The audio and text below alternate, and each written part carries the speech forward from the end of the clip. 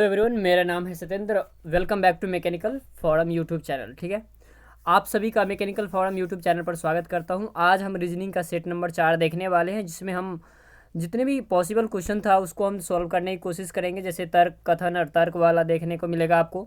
और ये जो आपका सेट होने वाला है वो काफ़ी ज़्यादा इंटरेस्टिंग होगा। तो चलिए शुरू करते हैं। पहला क्वेश्चन आपके स्क्रीन बोर्ड पर ये रहा। थोड़ा सा मैं क्वेश्चन बड़ा कर लेता हूँ कि कथन दिया गया और यहीं पे निष्कर्ष आपको बताना है कि क्या कह रहा है कि क्या गतिरोधकों को प्रतिबंधित किया जाना चाहिए। जो भाई आपने देखा होगा स्पीड ब्रेकर जो होता है, आजकल के जो रोड होती है उसमें स्पीड ब्रेकर होती है ना। तो कह रहा है जो स्पीड ब्रेकर होता है, क्या उसको उस पर प्रतिबंध लगाया जाए। क्यों? इससे क्या होता है कि ज़्यादा से ज़्यादा जान माल की क्षति होती है, यही ना। लेकिन आप एक बात का ध्यान रखना, जितना आपको क्वेश्चन में कहा गया उतनी ही रखना है। दो चीज़ मैं क्वेश्चन को बताने से पहले बता दूं, जितना आपको कहा जा रहा है उतना ही करना है। और दूसरा, यदि किसी ने तर्क की बात कर दी, जिस क्वेश्चन में तर्क की बात कर दी कि मुझे इस डेटा से मिला है, या डेटा का बातें कर दिया उसने, तो डेटा ज़्यादा इंपॉर्टेंट बन जाती है। बात समझ में आया? तो इस क्वेश्चन को हम सॉल्व करेंगे। देखो, अब उसमें कथन क्या कह रहा है। तर्क कथन तो दे दिया। कथन कह रहा है कि क्या गतिरोधकों को प्रतिबंधित किया जाना चाहिए। तर्क पहला है कि हाँ, क्यों भाई। हाँ कह रहे हैं, हाँ क्यों भाई। आंकड़े दिखाते हैं कि गतिरोधक लगाने से के बाद दुर्घटनाओं की संख्या में क्या हुई भाई, वृद्धि हुई है। तो आपको क्या दिखा यहाँ पे, आंकड़ा दिख रहा है, आंकड़ा।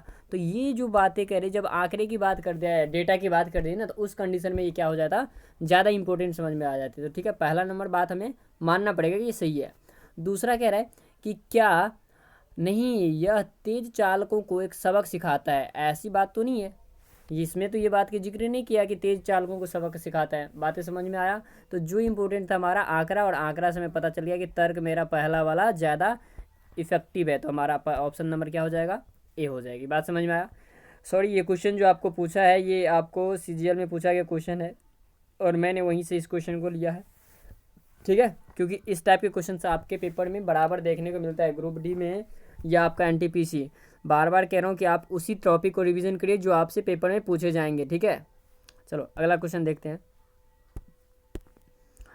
ये भी है कथन और निष्कर्ष वाला। यहाँ भी क्या कह रहा है कि कह रहा है कि भारतीय संग्रहालयों की सुरक्षा केंद्रीय सरकार का दायित्व है। ये बात तो सही है, जितने भी भारतीय संग्रहालय है उसकी सुरक्षा कौन करता है भाई, केंद्रीय सरकार करेंगे। दूसरा कह रहा है कि विक्टोरिया मेमोरियल कक्ष राष्ट्रीय संपत्ति है। ओके, ये मेरा कथन है। अब मेरा निष्कर्ष क्या बन रहा है इससे, निष्कर्ष ये रहा कि भारतीय संग्रहालय राष्ट्रीय संपत्ति है। ऑब्वियसली भाई, भारत के जो संग्रहालय क्या है, राष्ट्रीय संपत्ति है। क्या इस बात किसने जिक्र किया, इस बात का इन्होंने जिक्र किया क्वेश्चन के अंदर, नहीं जिक्र किया। तो पहला वाला जो आंसर है जिसका जिक्र नहीं किया वो रॉन्ग हो जाएगा। दूसरा कह रहा है कि जो राष्ट्र की ऐतिहासिक संपत्ति का संरक्षण केंद्रीय सरकार द्वारा है। ये बात तो कह रहा है यहाँ पे कि राष्ट्र का ऐतिहासिक संपत्ति, और ऐतिहासिक संपत्ति आपको क्या लग रहा है, ऐतिहासिक संपत्ति ये नहीं है, संग्रहालय है ना ऐतिहासिक संपत्ति। बात समझ में आ रहा है? तो जितनी आपको क्वेश्चन में कहा जा रहा है उतना ही। तो दूसरा वाला कथन सही है, पहला गलत है। इसका मतलब मेरा ऑप्शन नंबर क्या हो जाएगा भाई, दूसरा बी। ओके, चलिए अगला क्वेश्चन देखते हैं। ये फिगर से रिलेटेड है कि इसमें से कौन सा फिगर आपको सही करना है, मैच करना है। ठीक है, निम्न में से कौन सी जो आकृति होगी उसको सूट रहेगा, यहाँ सूट करेगा। बात समझ में आया? आप यहाँ पे यदि देखने की कोशिश करेंगे तो ये यदि आपने यहाँ से एक ऐसे बना दिया और यहाँ पे ऐसे बना दिया और ये बन गया, ऐसा टाइप का आपको देखने को मिलेगा। और जो ऑप्शन नंबर बी है। बात समझ में आया? बातें समझ में आ रही है? चलो थोड़ा सा और मैं क्वेश्चन को छोटा करके देख लो आप ऑप्शन। ओके, तो मेरा ऑप्शन नंबर बी, ये तो होगा नहीं भाई, ये होगा नहीं, ये होगा नहीं, तो होगा क्या, बी ऑप्शन। मेरा जो अगला क्वेश्चन है इसमें आपको काउंट करना है। ये भी देखो कई बार पेपर के अंदर पूछा गया क्वेश्चन है। अगला जो क्वेश्चन है वो फिगर काउंटिंग से है कि आपको निम्न में से देखना है कि कितने ज़्यादा इसमें कितने त्रिभुज है। काउंट करने का क्या भाई तरीका, देखो आप, यदि मैं ये बोलूँ कि इसमें टोटल कितने फिगर है तो आपको बताना पड़ेगा 1 2 और एक बड़ा वाला 3। तो इसमें 3, इसमें 3, 3 3 6 हो गया, एक 7 और एक 8। ये वाला तो हो गया। अब दूसरा देखो, उसके बाद दूसरा मैं दिखाता हूँ आपको कि कैसे। ये वाला देखो, एक बड़ा वाला त्रिभुज आ जाएगा ये, और ये एक आपका ये, तो 8 2 10। उसी तरीके से आप यदि देखना चाहें तो ये वाला देखो, ये आपको दिखेगा कि 1, और ये आपको दिख गया 2। तो 8 प्लस का 2 और प्लस का 2 कितना हो गया टोटल 12। तो इसमें कितने त्रिभुज है 12 है। बात समझ में आया। और ये आप देख लो कि ये बराबर ये पैटर्न चलता आ रहा है। 14 में पूछा, 15 5 में पूछा था, 3 4। तो आप ये क्वेश्चन जो है ग्रुप डी का खास करके रेलवे का काफ़ी स्पेशल क्वेश्चन बन जाता है। तो आप इस क्वेश्चन को ध्यान से अटेम्प्ट करना है, ठीक है। चलिए अगला क्वेश्चन देखते हैं। अगला क्वेश्चन हमारा है कि ये आपका मिसिंग नंबर से क्वेश्चन है। देख लो क्वेश्चन जो पिछले साल पूछा गया क्वेश्चन है वहीं आपको देखने को मिल रहा है। ग्रुप डी में क्वेश्चन पूछा गया 1 नवंबर का जो पहला शिफ्ट था उसमें देखो 9 दूनी 18, 18 दूनी 36, 36 दूनी 72, 72 दूनी बाई 144 और 144 को 2 से मल्टीपल करोगे कितना आएगा 289। Okay sorry 288। अगला क्वेश्चन की तरफ बढ़ते हैं और ये क्वेश्चन है आपका कि जिस तरह से संबंधित है, जिस तरह से आपको क्वेश्चन में कह रहा है कि जिस तरह से इतिहास का संबंध किससे होता है भाई, जैसे कि गणित का संबंध किससे है संख्या से है, तो इतिहास का संबंध किससे होता है ऑब्वियसली घटनाओं से। युद्ध की बात तो करा, लेकिन क्या सारे युद्ध की बात करता है, लोगों की बात करता है, तारीख की बात कर नहीं, वो में जो घटनाएं क्या क्या घटी थी, जैसे हड़प्पा सभ्यता की घटना है, हड़प्पा सभ्यता कैसे ख़त्म हो गया, ये सारे के सारे क्या है घटनाओं का एक संलेख होता है इतिहास। ओके चलो अगला क्वेश्चन देखते हैं। अगला जो क्वेश्चन हमारा आपको ये ढूंढना है कि इसमें से कौन सा समरूप है, मतलब इसके ही जैसा कौन बात करता है। आप क्वेश्चन देखो पूछा गया कई बार रिपीट हुआ है क्वेश्चन 2013, 14 और ये 11 में। पढ़ाई से हमें क्या होता है भाई, जितना ज़्यादा पढ़ोगे ज्ञान उतनी ज़्यादा मिलने वाली है ना। जितना स्टडी होगा हमारा नॉलेज उतनी बढ़ेगी। उसी तरह से कार्य करने से क्या होगा भाई, कार्य करने से क्या विवाह तो नहीं होने वाला, नौकर तो नहीं बनोगे, अनुभव होता है। क्या होता है अनुभव होती है। बात समझ में आया। अगला जो क्वेश्चन है ये कुछ ऐसा है, आपको दिया गया है कि अंश को पढ़े और इस आधारित प्रश्नों को क्या करना है सॉल्व करना है। आपको सीटिंग अरेंजमेंट से क्वेश्चन पूछी गई है। तो देखते हैं इस क्वेश्चन को, आप पढ़ लो एक बार। क्वेश्चन बोर्ड पे ऐसे है, ऑप्शन दिखा देता हूँ मैं, और थोड़ा सा क्वेश्चन को मैं छोटा करना पड़ेगा मुझे, और मैं इस क्वेश्चन को सॉल्व करता हूँ। ठीक, सीटिंग अरेंजमेंट का क्वेश्चन है। देखो कह रहा है कि एक वृत्ताकार पथ पे बैठा हुआ है, कौन कौन है, विनय है, विनोद है, विनय, विनोद, विकास, वासु, वैभव, उसके बाद वरुण और विशाल, इतने लोग बैठे हुए हैं। ठीक है, टोटल कितने 7 लोग बैठे हैं। दूसरा कह रहे वासु जो है विकास के दाएं से तीसरा है। मान लो विकास ये हुआ और दाएं से क्या हुआ भाई, ये विकास हुआ और दाएं से कौन सा हो गया, ये तीसरा हो गया। तो वासु को मान लेते हैं, यहाँ पे बैठा देते हैं 1 2 3। ठीक है, उसके बाद कह रहा है वरुण विनय के बाएं से दूसरा और विशाल के दाएं से दूसरा है। जो वरुण है, वरुण क्या है भाई, वरुण को मान लेता हूँ कि यहाँ पे वरुण बैठ गया। अब इस कंडीशन में क्या होगा, विकास से क्या है, विनय के बाएं से दूसरा है। तो विनय के बाएं से दूसरा है, विनय ये हुआ हमारा, विनय के बाएं से दूसरा। बात समझ में आ रही है। तो और ये बीच में क्या कह रहा है, और विशाल के दाएं से दूसरा। तो विशाल के दाएं से ये हमारा हो गया क्या, विशाल। बातें समझ में आ रहा, ये हमारा हो गया विशाल। हाँ एक सेकेंड,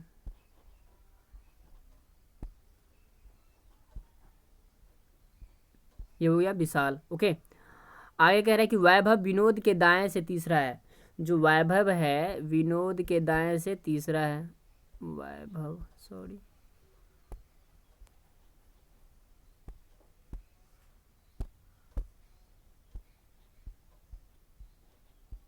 वैभव जो है विनोद के बाएं से तीसरा है। तो ये मान लो कि आप क्या हो गया, विनोद है। तो 1 2 तीसरे स्थान पर क्या हो गया, वैभव हो गया। ओके,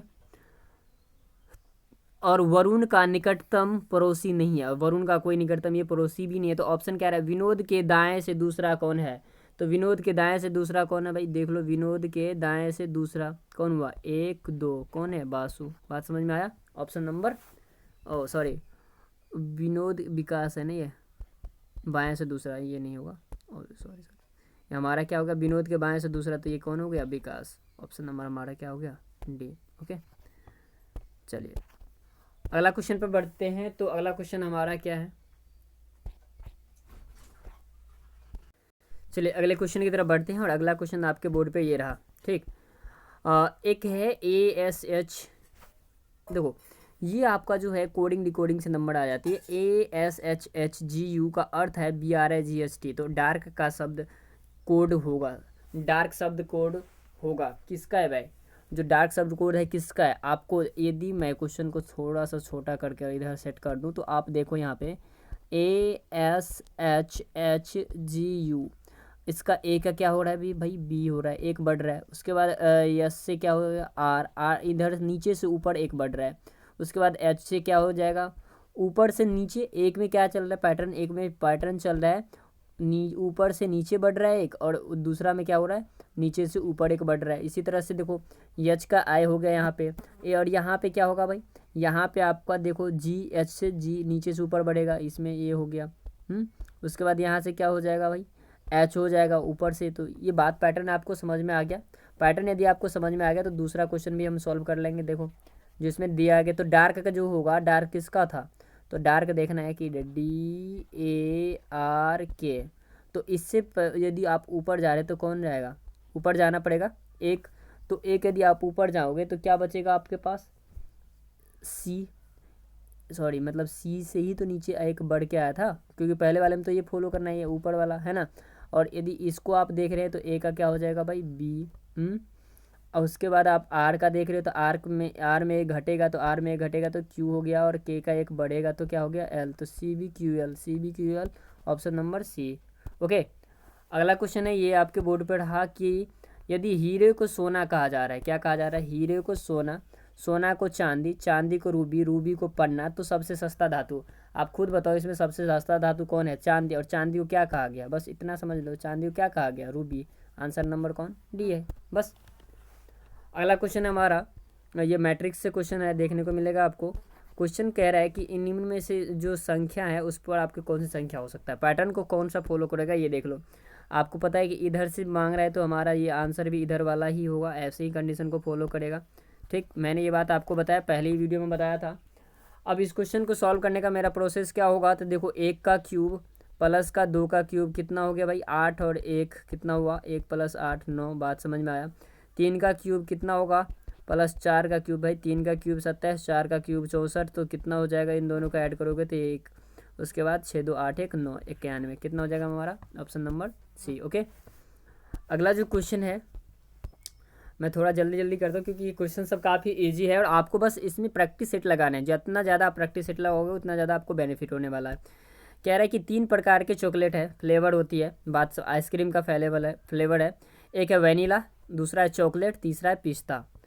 तो आपको बताना है कि कितने बच्चे आइसक्रीम के एक से अधिक फ्लेवर, तो एक से अधिक फ्लेवर कौन वाला, 1 2 3 4, ये 4 डायग्राम है जिसमें बच्चे क्या कर रहे हैं, एक से अधिक फ्लेवर को पसंद कर रहा है। बस उसको क्या करना है, ऐड कर रहे हैं। तो 12 + का 5 + 10 + का 15। ओके, तो कितना हो गया, 12 5 17 10 27 15 42। तो ऑप्शन नंबर मेरा कौन सा हो जाएगा, ए। ओके,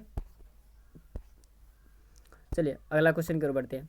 यदि आपको वीडियो अच्छा लगे तो आप वीडियो को ज़रूर लाइक सब्सक्राइब और शेयर कर दें।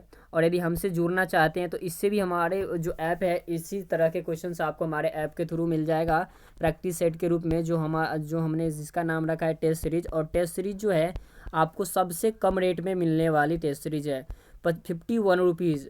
आप इस टेस्ट सीरीज़ का कॉस्ट जो है ओनली 51 रुपीज़ है। लेकिन यदि आपने SATY10, यदि आपने मेरा ये आपको कोड है, यदि आपने इसका यूज़ किया तो आपको इस पर भी 10% का डिस्काउंट मिल जाएगा, मतलब 5 रुपये और यदि माइनस हुआ तो अप्रॉक्स 45 रुपीज़ में आपको टेस्ट सीरीज मिल रहा है, जो कि काफ़ी one of the best quality का टेस्ट होगा, टेस्ट सीरीज है। और आपको उसका पूरा सोल्यूशन मिलने वाली है, ठीक है।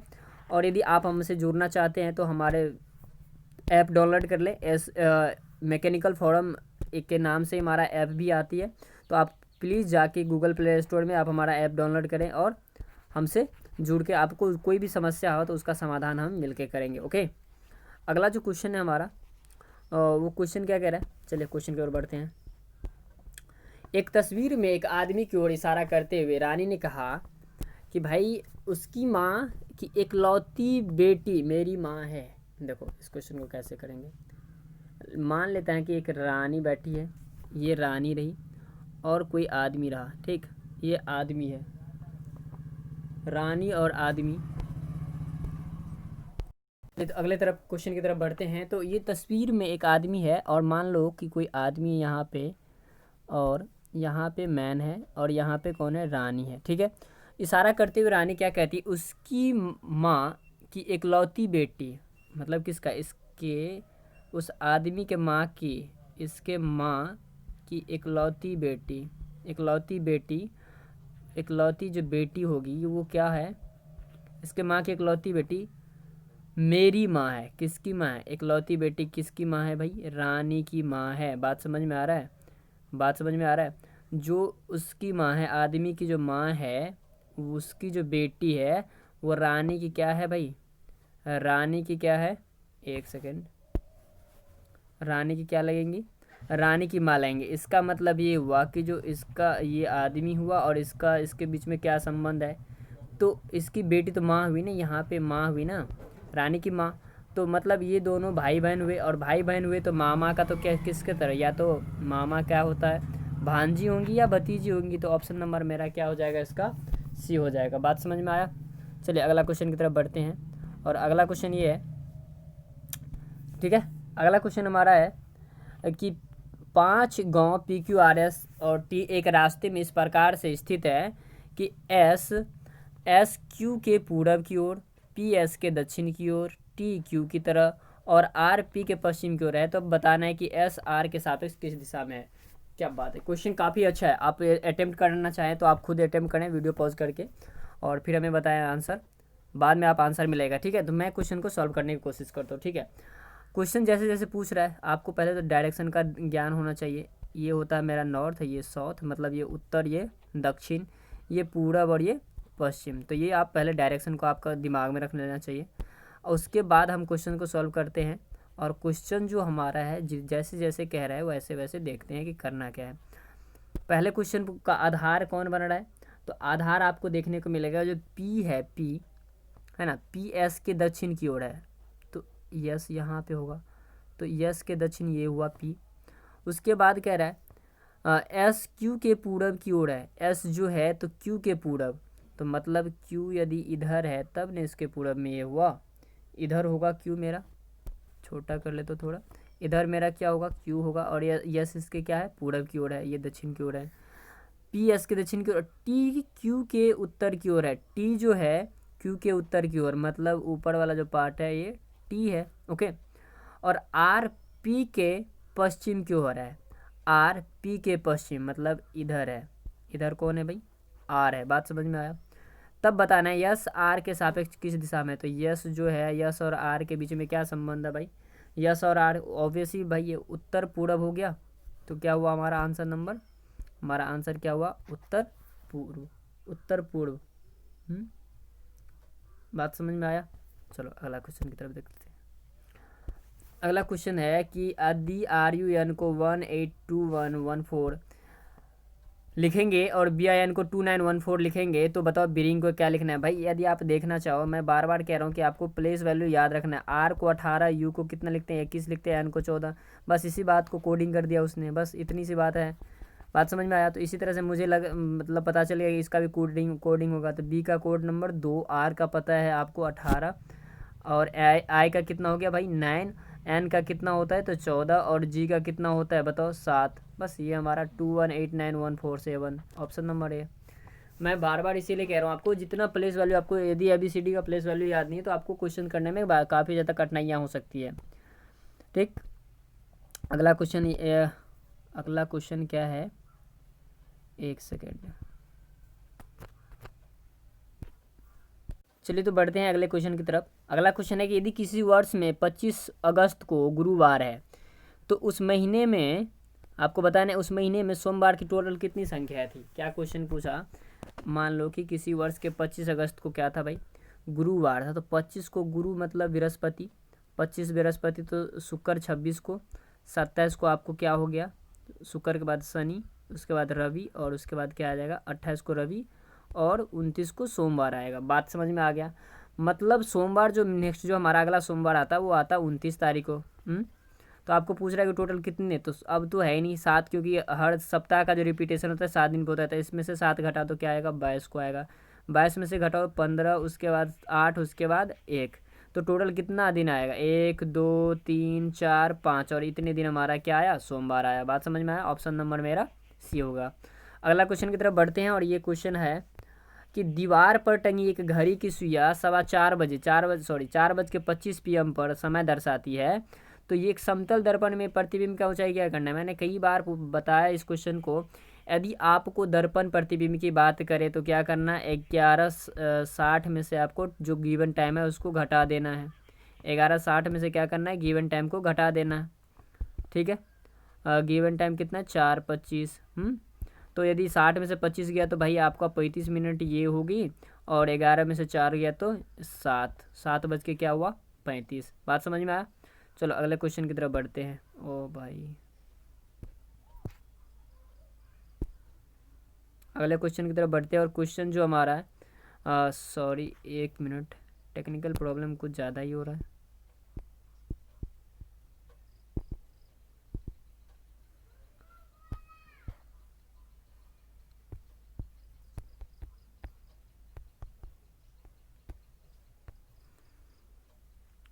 तो अगला क्वेश्चन ये रहा हमारे बोर्ड पे। हम्म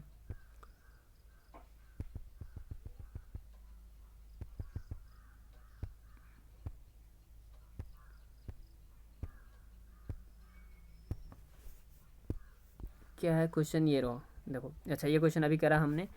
अगला जो क्वेश्चन है ये है कि कुछ मेढक भौंकते हैं, क्या करते हैं कुछ मेढक, भाई कुछ मेढक भौंकते हैं। क्वेश्चन पढ़ लो, कुछ मेढक भौंकते हैं, वे सब मेढक जो भौंकते हैं वे निश्चित ही काट लेते हैं, और कुछ मेढक क्या करते हैं, सांप को पसंद नहीं करते हैं। ओके, तो जो क्वेश्चन के अंदर कहा रहा है उसी बात को हम यहाँ पे डील करने वाले हैं। तो देखो, कुछ मेढक जो है, ये मेढक मान लो क्या करते हैं, भौंकते हैं। तो ये क्या होता है भाई, भौंकता है, ठीक। उनमें से क्या करें, वे सब मेढक जो भौंकते हैं वे निश्चित ही काट लेते हैं। तो ये सारे के सारे क्या करते हैं, काट लेते हैं। ओके, और कुछ मेढक जो है सांप को पसंद नहीं करते। तो कुछ मेढक जो है भाई, ये सांप को पसंद नहीं करते हैं। कुछ मेढक क्या करते हैं, सांप को पसंद ही नहीं करते हैं, पसंद नहीं करते हैं। तो आपको निष्कर्ष क्या निकलना है कि कोई मेढक, कोई भौंकने वाला मेढक हो सकता है जिसे सांप पसंद नहीं करता। ये बात तो क्वेश्चन में कही नहीं है, ये बात तो क्वेश्चन में कही गई नहीं है। बात समझ में आ रहा है। तो ऑप्शन नंबर जो आपका 1 है वो क्या हो रहा है, कहीं ना कहीं इनकरेक्ट लग रहा है। ओके, दूसरा जो हमारा देख रहा है, अच्छा, कोई भौंकने वाला मेढक हो सकता है। कोई भौंकने वाला मेढक ऐसे यदि बनने डायग्राम तो हो सकता है, पहला ऑप्शन सही है। दूसरा में कह रहा है कोई भी जो मेढक है, कोई भी जो मेढक है भाई वो क्या नहीं कर सकता। ये भगवान, टेक्निकल ग्लिच की वजह से थोड़ी सी आप लोगों को परेशानियां देखने को मिल रही है, और माफ़ी चाहूँगा इसके लिए।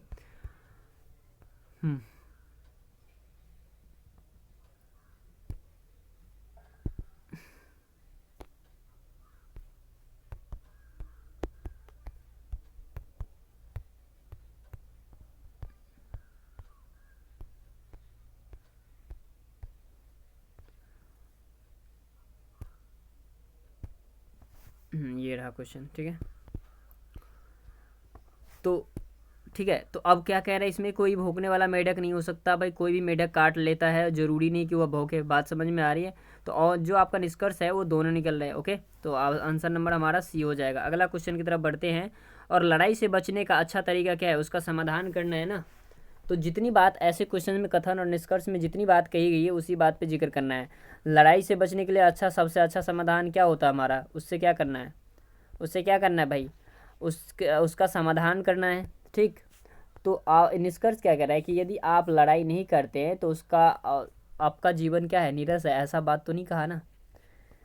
और दूसरी कह रहे हैं कि लड़ाई से बचने के लिए आपको हमेशा अपने पास कुछ समाधान रखना चाहिए। क्या ऐसा बात कह रहा है इसमें, क्या ऐसा बात कह रहा है, नहीं। जो कुछ समाधान तो जरूरी है ना, तो समाधान तो जरूरी है। बात समझ में आया। तो ऑप्शन नंबर बी हमारा आंसर हो जाएगा। ओके, अगला क्वेश्चन की तरफ बढ़ते हैं, और क्वेश्चन हमारा ये है कि एक डिब्बे में क्या है, एक डिब्बे में 5 हरे, 4 पीले और 3 सफ़ेद गेंद हैं। क्या क्या है, 5 हरा, उसके बाद 4 पीला और 3 सफ़ेद है, ये लोग गेंद मतलब वाइट है। बात समझ में। तो 3 गेंद क्या करना है, बेतरतीब रूप से निकाली जाते हैं, मतलब बिना देखे उनमें से निकाल गया तो उनका रंग का न होने की प्रायिकता या संभावना बताना है आपको। ऐसे क्वेश्चन में टोटल देख लो आप। ये क्वेश्चन भाई यदि आपको बन रहा है तो ज़रूर बनाएं, और नहीं तो आप क्वेश्चन को देखने की कोशिश करें। टोटल गेंद की संख्या बोलूँ तो 5, 4, 9, 3, टोटल मेरा कितना हुआ, 12 हो गया। बात समझ में आया। टोटल गेंदों की संख्या कितना हुआ, 12 हुई। ओके, अब आगे कह रहा है कि यदि आपको 12 हुआ तो एक ही रंग के कितने गेंद निकालने हैं, उसको 3 निकालने हैं। तो 5 में से 3 निकालना है, फिर उसके बाद 4 में से 3 निकालना है, उसके बाद कितना निकालना है, 3 में से 3 निकालना है। ओके, ये आपको परमुटेशन कॉम्बिनेशन का सीरीज है जो आपको करना ही है। इसीलिए मैं कह रहा हूँ ना, आप जितना ज़्यादा डिफरेंट डिफरेंट सेट लगाओगे और उनमें नंबर आप देख लो कि क्वेश्चन की क्वालिटी क्या है। आप मेरे पेपर जो भी आपको मैं दिखा रहा हूँ वो सारे के सारे क्वालिटी वाले पेपर देखने को मिल रहा होगा।